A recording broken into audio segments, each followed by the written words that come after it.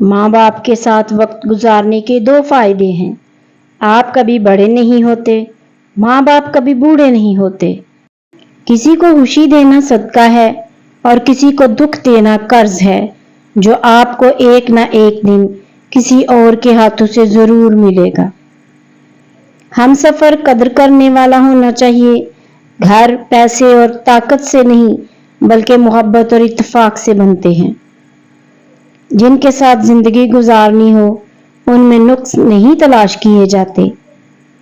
وہ گھر جنت ہے جس میں ماں ہے۔ اللہ پاک سب کی ماؤں کو سلامت رکھے، آمین۔ زندگی میں بس اتنی دعا اور مانگ لینا کہ کوئی گھر ماں کے بغیر نہ ہو اور کوئی ماں گھر کے بغیر نہ ہو۔ کچھ لوگ آپ سے اتنی ہی محبت کرتے ہیں جتنا وہ آپ کو استعمال کر سکتے ہیں۔ جہاں ان کا مفاد ختم ہو وہاں ان کی محبت بھی ختم ہو جاتی ہے۔ ضروری نہیں کہ کسی کی آہ یا بد دعا ہی تمہارا پیچھا کر رہی ہو، بعض اوقات کسی کا ضبط اور بے پناہ صبر بھی تمہاری خوشیوں کی راہ میں بھاری رکاوٹ بن جاتا ہے۔ زندگی بھی کیا عجیب چیز ہے، ایک دن مرنے کے لیے پوری زندگی جینا پڑتا ہے۔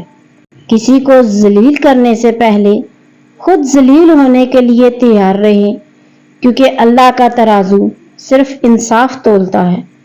جو کسی کے ساتھ زیادتی کر کے اپنے لیے عزت چاہتا ہے تو اللہ اسے اپنے انصاف کے ذریعے ذلت دیتا ہے۔